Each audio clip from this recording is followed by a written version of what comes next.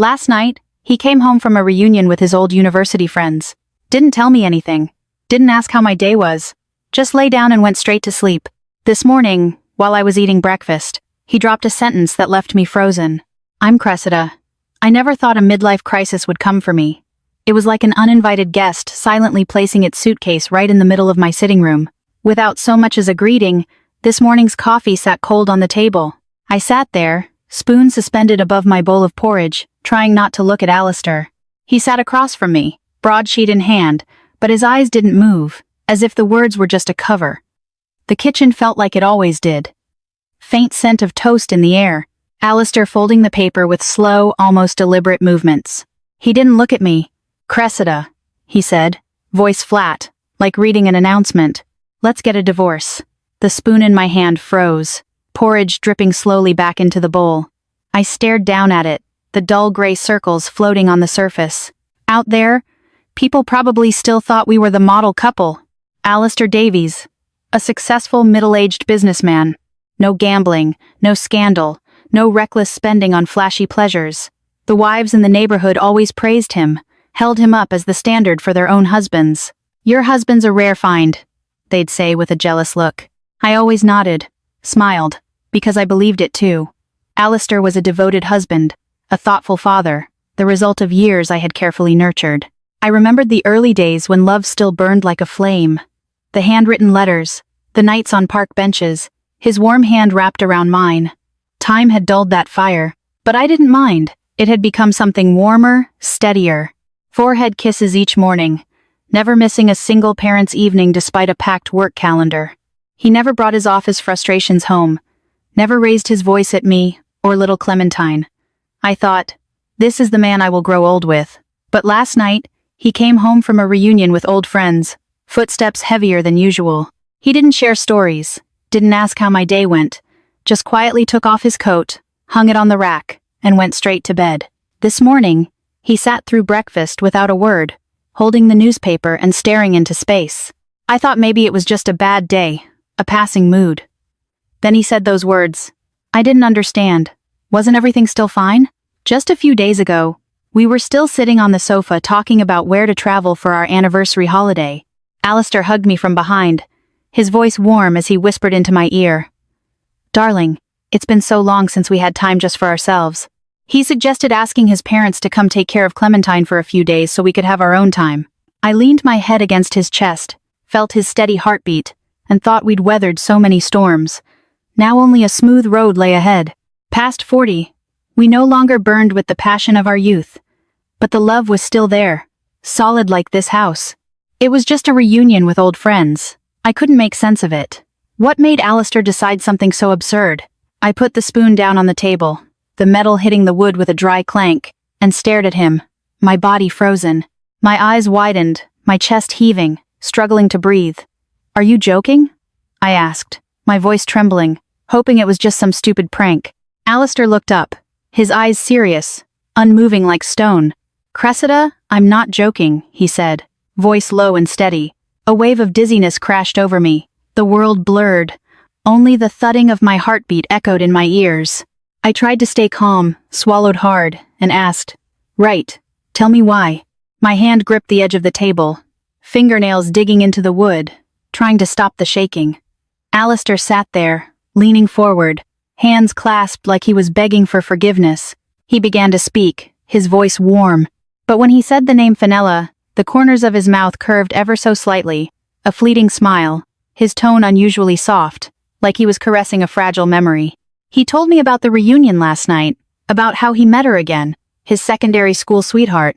Every word felt like a blade to my chest, yet he kept talking, eyes lit with something I hadn't seen in years.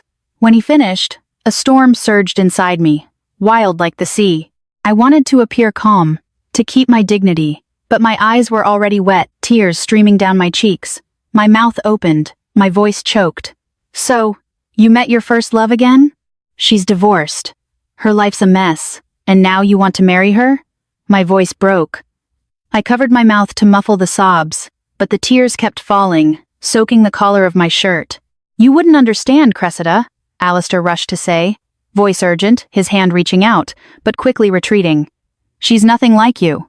She was pampered like a princess her whole life, never went through hardship. After marriage, her husband's family was well off, but he gambled, lost everything, and left her with debt. Then her father died in an accident after the divorce. She has no one left. She's never worked a day in her life. Doesn't know how to survive. He paused, eyes distant, like he was seeing it all again. You don't know, he continued, voice full of pity. When I saw her yesterday, her heels were peeling, and my heart just broke. In the past, one pair of her shoes could have fed me for months. He gave a sad smile, fingers brushing the table's edge, like touching a memory. That girl so beautiful and talented chose someone like me who had nothing.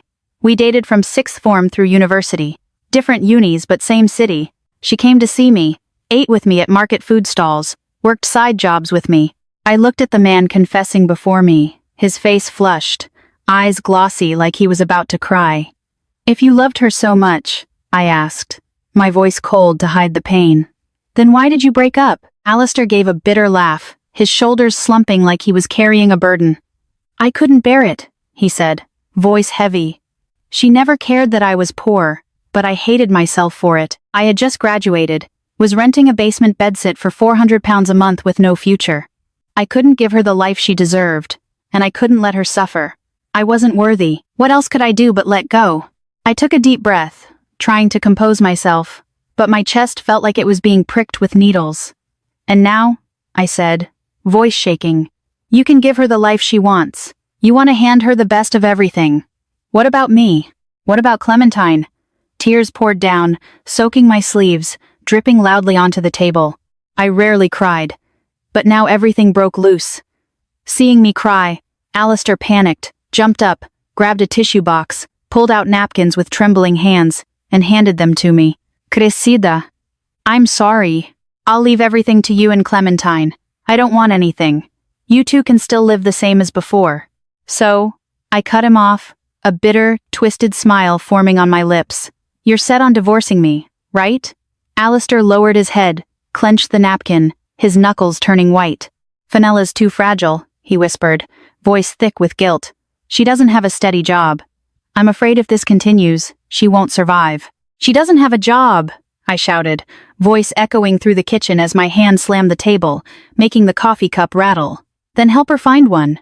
Why do you have to marry her? Alistair shook his head, eyes red, trying to explain. I can't. She doesn't want to accept help from me. He paused, inhaling deeply like he was fighting something inside. But if she marries you? I screamed, voice shrill with fury, tears still streaming. Then she's okay taking help. Does she not know you're married? Does she not know destroying a family makes her rubbish? Fenella Chase, how does she not feel ashamed? I had never felt such raw emotion. My chest heaved violently. Enough! Alistair snapped, springing to his feet, voice rough, face red, his finger pointed at me, then dropped. Fenella didn't do anything wrong. I want to marry her. She refused, but I insisted. I can't watch her live like that. He stopped, voice breaking, turning away to hide it. You couldn't bear it, huh? I interrupted, voice dripping with sarcasm, standing to face him, wiping my tears roughly. Well, I won't divorce you. This is the marriage I fought to keep, and I won't let someone else steal it.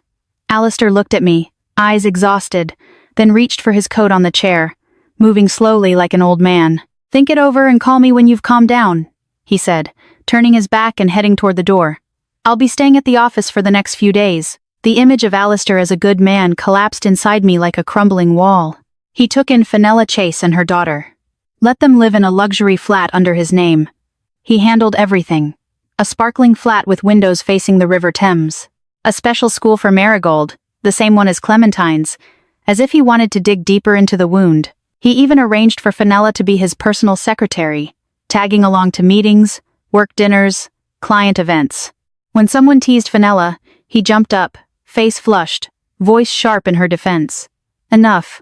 I could imagine him saying, hand clenched around a wine glass, eyes lit with both anger and love. People whispered behind my back. Alistair found his true love in midlife. I first heard that line at the spa amidst the scent of lavender oils and soft music. The familiar wives circled me, mouths dripping sympathy, but eyes glinting with smugness. Cressida, be strong, one of them said, lightly patting my shoulder, her red nails garish and pointed. Men, you know, always chasing old flames. They shared tips on keeping husbands, securing assets, and dealing with the other woman. I nodded, lips pressed tight. But in my head, I was shocked to realize I was actually considering their words. I, the one who used to tell them that if a man cheats, his soul is already dirty, and taking him back would only feel disgusting. And now I had become the woman I once despised. I left the spa, sunlight blinding me into a squint. My hand clutched my handbag tight, nails digging into my skin. I used to not care about men. Go get a job, I used to say to them, voice full of confidence. Once you're busy, you won't have time for this nonsense. But now, living it myself, I realized how hard it was to let go. This was the family I'd poured my heart into, the man I'd shaped day by day, step by step. I couldn't just walk away. Alistair was soft-hearted. I knew that well. If I lowered myself, acted pitiful, cried and begged, leaned on the years of our bond, maybe he wouldn't have the heart to leave, but I didn't want to. Why should I have to beg the man who betrayed me? I wasn't the one at fault, so we pulled back and forth. The more I stood firm and refused to divorce, the more justified Alistair felt in leaving. His guilt faded. I saw it in the way he snuck back home while I was at work, quietly gathering his clothes, leaving empty drawers behind. He moved in with Fenella, paraded her around publicly, stripped me of all dignity. I tried to stay calm, but my pride was burning. I refused to sign the divorce papers, wouldn't let them legitimize anything. I wanted Fenella to forever carry the title of mistress, a thorn in everyone's eyes. But then Clementine's parents' evening came up, and I was stuck with a big client at work. I called Alistair, hoping he'd attend for me. On the other end, his assistant, Giles, answered, polite but cold. Cressida, Giles said. Unless it's about the divorce, he has nothing to say to you. I hung up, hand trembling, chest tight like it was being squeezed. I drove to his company's headquarters, heels clicking on the marble floor. The receptionist smiled sweetly. You don't have an appointment, so you can't see Mr. Davies. I asked her to schedule one immediately, but she said he wasn't there and to come another day. I'm his wife, I said, voice sharp, hand clenching the strap of my handbag. She kept smiling, repeating like a robot. Everyone needs an appointment. I turned away, feeling like I'd just been slapped. I went to their flat, the new home of Alistair and Fenella. Standing at the door, I typed in the old code, one digit at a time, but the system beeped in error, dry and cold like a laugh. I stood there staring at the glossy wooden door, arms limp. On the way home, I leaned on my car, laughed bitterly, my breath turning into white mist in the cold air. Alistair used to be the first to pick up when I called. He once told me that during meetings, he blocked all calls except mine. On weekends when we went on trips, anyone who wanted to reach him had to go through my number. And now a woman at the spa joked, if you want to reach Alistair, just call Secretary Fenella. That line cut into my heart like a knife. That night, Clementine sat at the dinner table, wide eyes staring at her plate. The housekeeper placed a hot bowl of soup in front of me, but I didn't touch it. Suddenly, Clementine looked up, eyes glassy. Mum, Dad's not on a business trip, right? I opened my mouth, about to make something up, but she continued, voice shaking. Today, I saw Dad. He dropped off a girl at school in the morning, picked her up in the evening. He was with a lady, and he held her waist. Mum, does Dad not want us anymore? Does he want to be that girl's dad? Tears streamed down her face, little shoulders trembling. I pulled Clementine into my arms, tried to smile. Dad's just helping a friend take care of her child. He'll come back soon, but inside I was shattering. I held my child close, felt her warmth, and asked myself what I was still fighting for. At midnight, Clementine had a high fever. I carried her into the car, told the driver to head straight to the hospital. In the car, she was delirious, but kept mumbling for her father. Mum, Dad will come, right? Clementine gripped my hand weakly. He always stayed with me when I was sick. I have such a high fever. He'll come visit, won't he? I held her tighter, heart aching. Clementine, I whispered. Did you make yourself sick on purpose? She nodded, voice tiny. I used the shower to get wet, didn't dry off. I knew I'd get a fever. I just wanted to see Dad. I hugged Clementine, tears falling like rain. You silly girl, I whispered. Why would you do that to yourself? I called Alistair. The phone rang endlessly, but no one picked up. After the drip, morning had come. Clementine lay in the hospital bed, her forehead still hot. I called her school to report her absence, hands trembling as I typed. When Clementine woke up, I bought her cereal, helped her to the car. In the hospital corridor, she suddenly stopped, eyes frozen ahead. I followed her gaze and saw Alistair, Fenella, and a girl around 12. "Sweetheart, didn't you say your tummy hurts? Be good, and go see the doctor," Fenella said gently, stroking the girl's hair. I looked at Fenella for the first time. Disappointment filled me. She was thin, pale-faced, clearly exhausted. Not pretty, not striking, nothing more than me. But Alistair stood there shielding the girl, smiling at Fenella. "Come on, kids are like that. If she doesn't want to do PE, she doesn't have to." He bent down, told the girl. "I'll talk to your teacher. Say you're not strong enough for cross-country running." The girl's eyes lit up. "Really?" Fenella nudged him, scolding playfully. "You always spoil her." I looked down at Clementine. She was sobbing, tears streaming. I pulled her into my arms and let her cry until she wore herself out. When she finally looked up, wiped her tears, she said firmly, "Mum, I don't need Dad anymore." I looked into her eyes and saw a clarity I didn't have. "Right," I said, my voice steady. I had held on for too long. For what? To save a family already gone? To salvage warmth that no longer existed? But Alistair had cheated, and that crack couldn't be mended. Even if I dragged him back, his heart belonged elsewhere. He'd resent me, be miserable. What good was keeping a family like that? I wanted Clementine to grow up happy, but in a broken home, could that happen? Out of that dead end, I suddenly saw clearly divorce wasn't failure. I had a job, money, a daughter. Even in midlife, I still looked good. I could still live a happy life. I picked up the phone, called Alistair. Giles answered, voice still polite. I spoke loud and clear. "Tell Alistair I agreed to the divorce." I hung up, stood tall, and looked at the blue sky through the car window. The divorce process went smoothly. I sat in the solicitor's office, cold fluorescent light casting down on the wooden table where the documents were neatly arranged. Alistair sat across from me, shoulders slightly hunched, eyes fixed on the stack of papers, not daring to look up at me. Every time he signed his name, his hand trembled slightly, the pen scraping the paper with a dry sound. Shame was written all over his face. I kept my voice calm. No blame, no shouting, just quietly signed each document. My demeanor must have startled him into generosity. All the properties, cash, and 10% of his company shares went to me.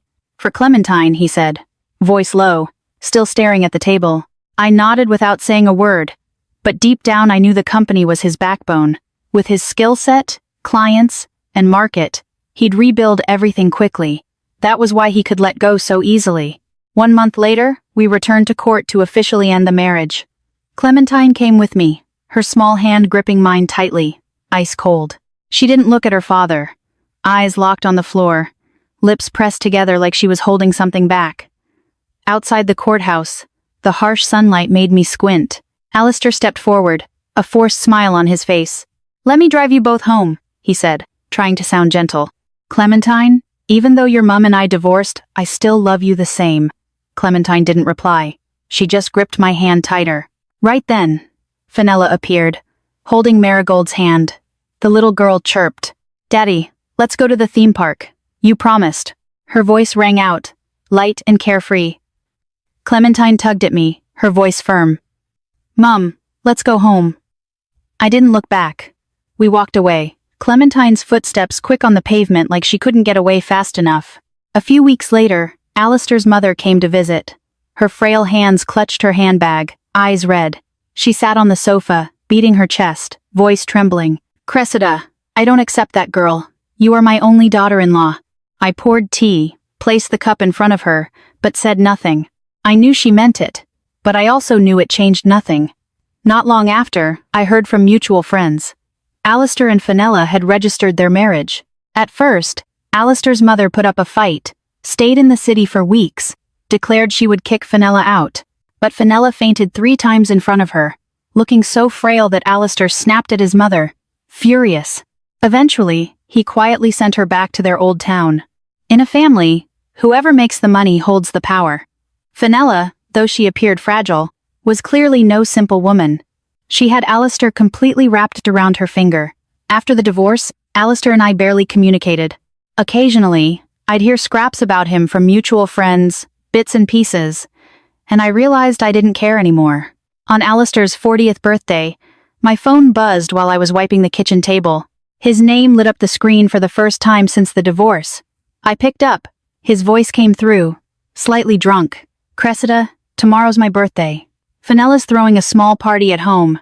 You and Clementine should come." I stood still, gripping the cloth, the scent of soap rising. "I don't have time," I replied coldly.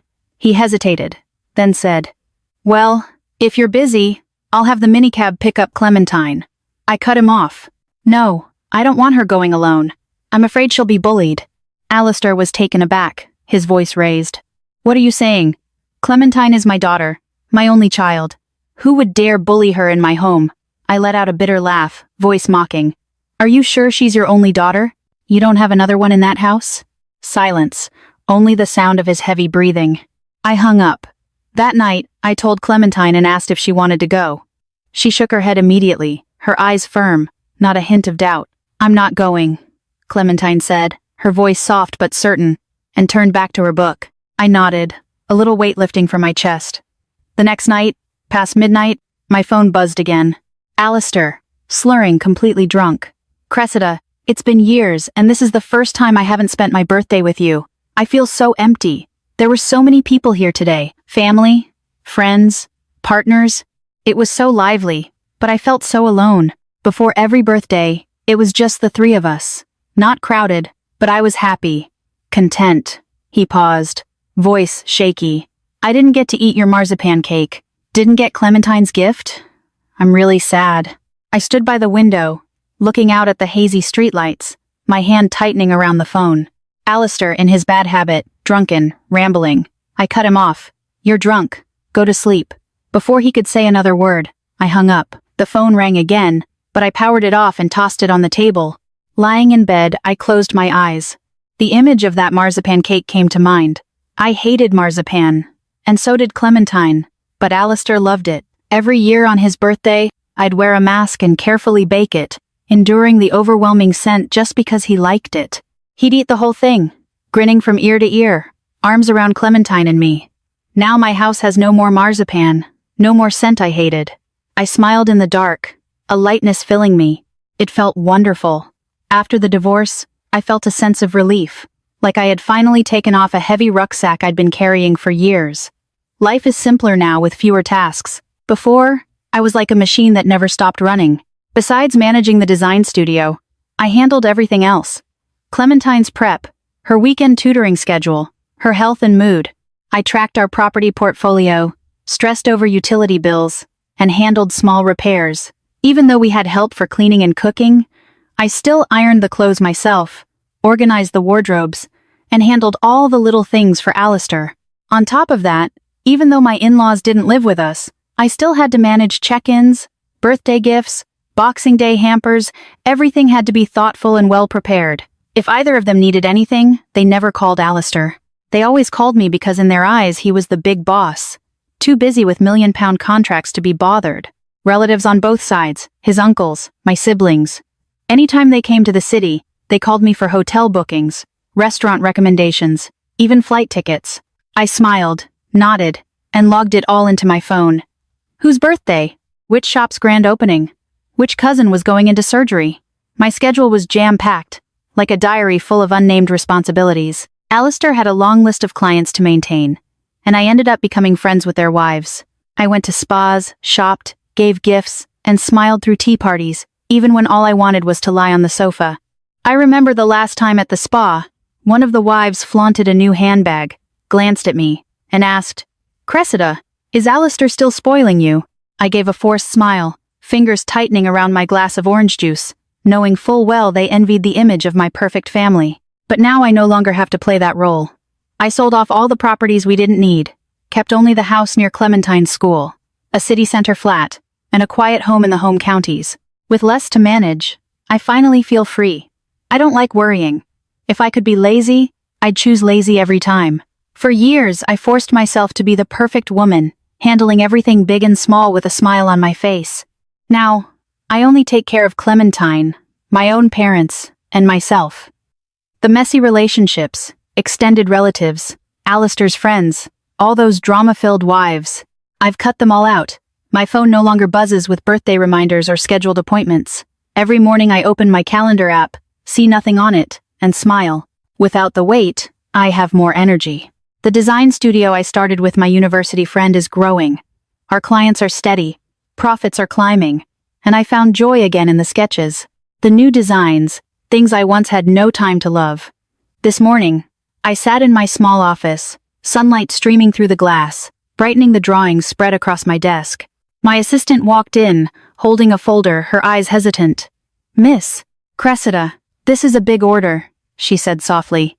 "Great profit. Do you want to take it?" I glanced at the sheet she handed me, and the company name jumped off the page.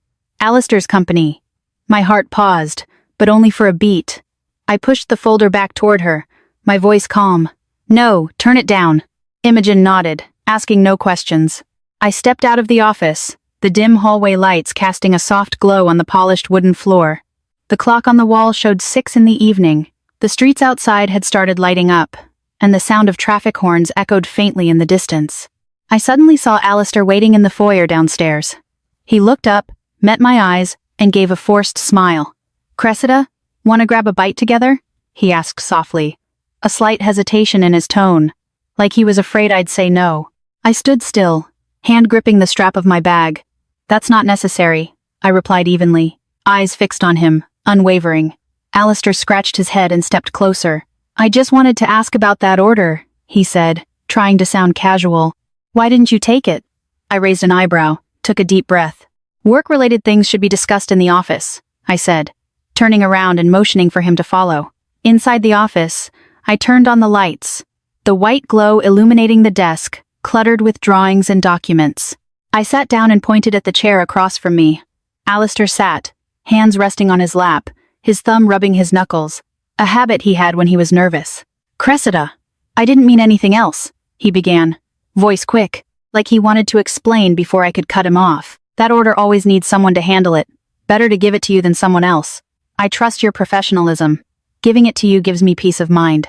I save time vetting new partners, and your company makes a profit too. It's a win-win, right?" He leaned forward, eyes lighting up like he was trying to pitch a major client. I tapped my finger lightly on the table. "The profit on that order is significant, isn't it?" I said calmly. "But I don't want to take it because I don't want to have too much contact with you. You're remarried. We used to be married. It's complicated. I don't want your wife to misunderstand and cause problems for me." I looked him straight in the eyes and saw something flicker there, like I had just caught a thought he didn't want to admit. Alistair gave a strained laugh, running a hand through his hair, and under the light, I noticed a few gray strands. No, he said, voice slightly high, like he was trying to reassure himself. "Fenella's not working anymore. She doesn't hold any position in the company and has no way to interfere with business. This would just be a public collaboration, no personal benefit involved. Even if she knew, there's no reason she'd object." He paused, looking at me, waiting for some sign of agreement, but I just smiled faintly and tilted my head. "Really?" I asked, a trace of sarcasm in my voice. "I heard your dear wife recently ruined one of your deals." Alistair's face darkened, lips pressed tight like I touched a wound that hadn't healed. He looked down, hands clenched, knuckles white. I stood up, walked toward the window, looking out at the stream of cars below. "The profit is tempting, but I'm afraid of the trouble," I said, voice soft but firm. "To avoid being dragged into drama, I'd rather not make that money. Sorry, Alistair. You should find another partner." I turned around, made a gesture toward the door, pointing him out. As he stood, I noticed something. In the past, whenever he talked about Fenella, his voice would turn tender. The corners of his mouth would lift unconsciously, like he was describing a beautiful dream. But now, his tone was flat, and that light in his eyes was gone. Not even married for long, yet the first love seemed to have lost its magic. I remembered those last days of our marriage, how he spoke of Fenella with such adoration, like she was a fragile gem needing protection. And now the flaws he once ignored in memory were probably surfacing, clearer by the day. First loves, it turns out they're only beautiful when kept in the heart, not when lived with. Over the years, I had moved through the circles of the elite, chatting with wealthy housewives, shaking hands with business partners, and gradually I sharpened my instincts about people, I sat in my office, afternoon sunlight filtering through the blinds, casting a warm glow on the hand-drawn picture on the wall, a gift from Clementine, childish lines full of love. I thought about Fenella, a woman I'd only met a few times, but enough to read her clearly. To be honest, she was happy, but the kind of fragile happiness that depends on others, like a flower that can only bloom inside a glasshouse. Fenella grew up pampered by her parents, like a princess in a castle. After getting married, her husband's family was wealthy, and she comfortably played the role of a sweet wife, never lifting a finger. Then her first husband gambled everything away, went bankrupt, drowning in debt. But her parents still pulled her out of that swamp, helping her retreat completely unharmed. The only misfortune was that her father died in an accident, leaving her and her mother, two women with no ability to survive on their own. They were tricked by relatives, lost their fortune, and Fenella fell into the worst period of her life. She tried to work, but no job lasted more than 3 months. Supporting her daughter and mother, she struggled through over a year of poverty until Alistair appeared, her savior. Fenella is the kind of flower that can only live in a greenhouse. She can't withstand hardship. Even a gust of cold wind would knock her down. Alistair was her one and only lifeline, and she clung to him tightly, refusing to let go. But I'm certain if their life together ever faced difficulty, Fenella would not stick around and weather the storm with Alistair. She'd either collapse or find another man willing to catch her, just like Alistair once did. I heard from friends about how Fenella ruined a major contract for Alistair. He had taken her to a country house hotel and spa to meet an important female executive, thinking Fenella could take care of her. In the hydrotherapy pool, Fenella made a single comment, loud and sharp, just as both women had changed into swimsuits. "Do you need to lose some weight?" The executive's face darkened, lips pressed tight, eyes turned icy. The other wives who were there probably froze, covering their mouths, exchanging glances. Fenella, meanwhile, cheerfully snapped selfies, video called her daughter, and laughed brightly like she'd done nothing wrong. By the time she ended the call, the executive had already left, and Fenella soaked for another half hour, carefree like a child. Alistair waited outside, stunned when his wife returned alone. "Where did she go?" he asked, panicked. Fenella shrugged, her tone airy. "How would I know?" Alistair called, but no one answered. The spa manager said the executive had already left, and the next day she canceled the deal and moved to another company. I smiled when I heard the story, not out of satisfaction, but because I understood. Fenella doesn't know how to communicate. She doesn't know how to compliment with grace or carry a basic conversation. If she did, she wouldn't have been fired so many times. Alistair, used to working with sharp people like his assistant Giles, who could read him with just a glance, mistakenly thought socializing was as easy as eating. He was wrong for not realizing who Fenella really was, for not preparing her before taking her to meet key clients. He didn't understand his new wife. But I, who had only met her a few times, saw her clearly. Another time, during a family gathering with close friends, Fenella's daughter, Marigold, got into a fight with another child. Fenella rushed in, face red, about to hit the other kid, but Alistair pulled her back, gripping her wrist tightly. From then on, he never dared take her to meet anyone. Not clients, not even friends. My friends used to think I still cared about Alistair, so every time they heard bad news about him, they rushed to tell me, thinking I'd be pleased. I just smiled and shook my head. I've let go a long time ago. Alistair is a stranger now. I don't want to hear anything about him, good or bad. They were surprised, then nodded, and after that, never brought him up again. I began to truly enjoy being single. After retiring, my parents worried I'd be lonely and insisted on moving in with me. They took care of Clementine, tutored her, using their experience as secondary school teachers, giving me rare moments to myself. After work, I went shopping, had dinner with friends, or hit the gym, feeling the lightness in my body as sweat soaked through my shirt. Once after finishing a major order, my university friend, co-founder of the design studio, and I decided to reward ourselves. We booked plane tickets and flew to Iceland to see the northern lights. Under the brilliant green sky, I stood there, the cold wind blowing through my hair, laughing out loud as the feeling of freedom surged through me. Divorce had changed me. My life used to revolve around one word, busy. From morning till night, all year round, I raced against my schedule. Even Christmas left me exhausted. Now I have time to breathe, to live. I signed up for painting classes 3 times a week, holding a brush and painting soft lines. Something I never even dared to dream of before.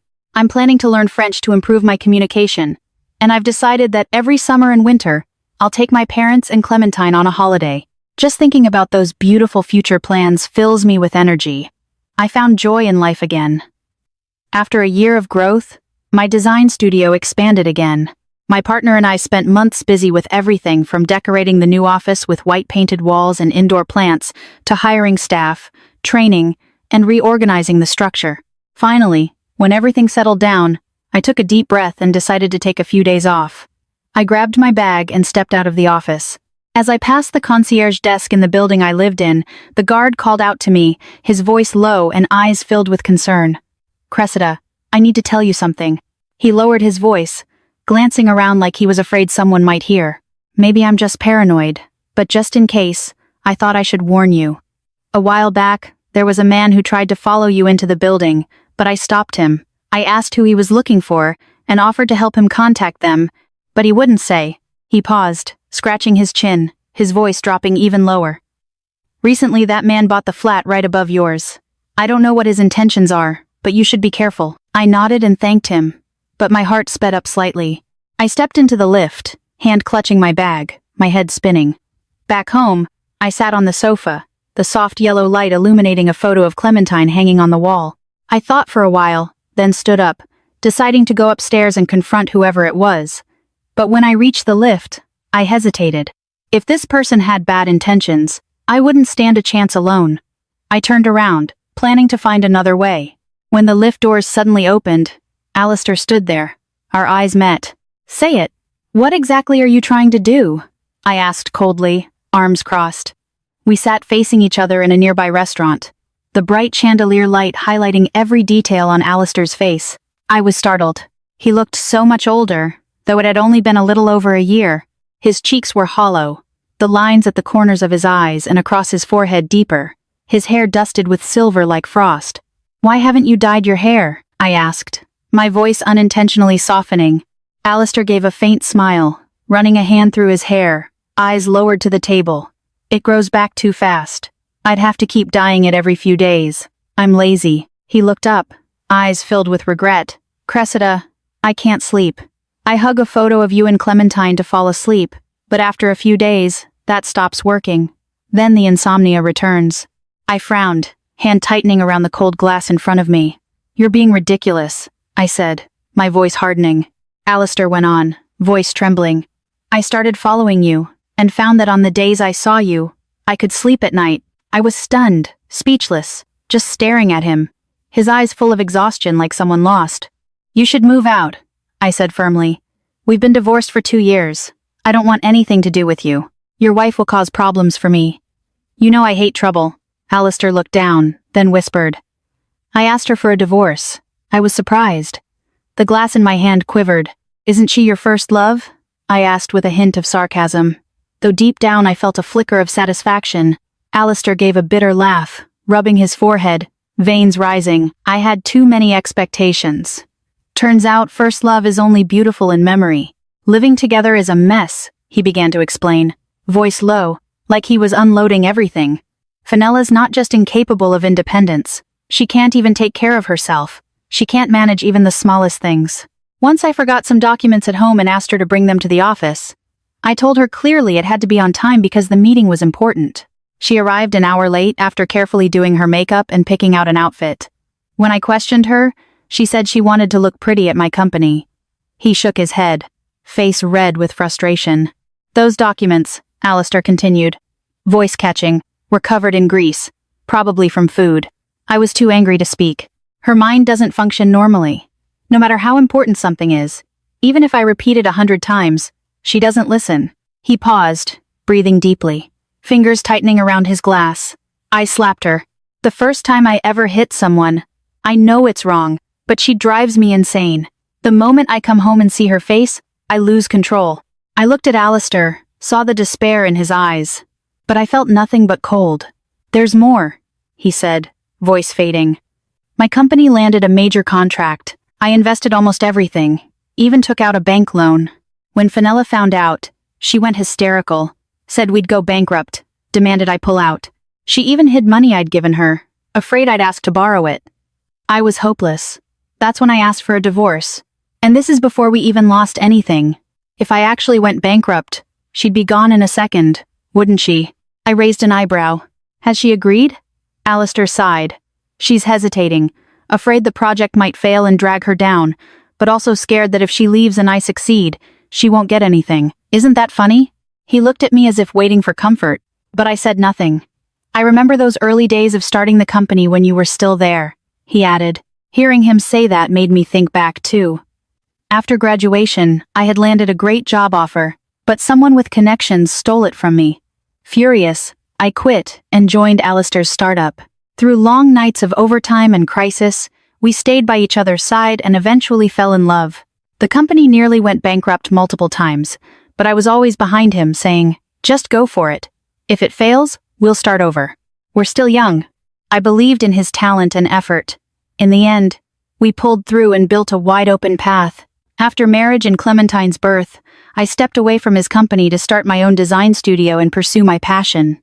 I stayed at his company in the beginning because of love, not because I liked it. Alistair kept talking about Fenella, how she'd call him during meetings to complain about a leaking pipe, as if he could fix it from across town. I cut him off coldly. You're not divorced yet. I expect you to keep your distance and leave. I don't want Clementine's life affected. Alistair nodded, eyes full of sadness. Right, I'll move out straight away. But after the divorce? Can I come back? I stood up, adjusting my coat. We'll see when that happens. I left the restaurant without looking back. Alistair needed time to finalize the divorce from Fenella.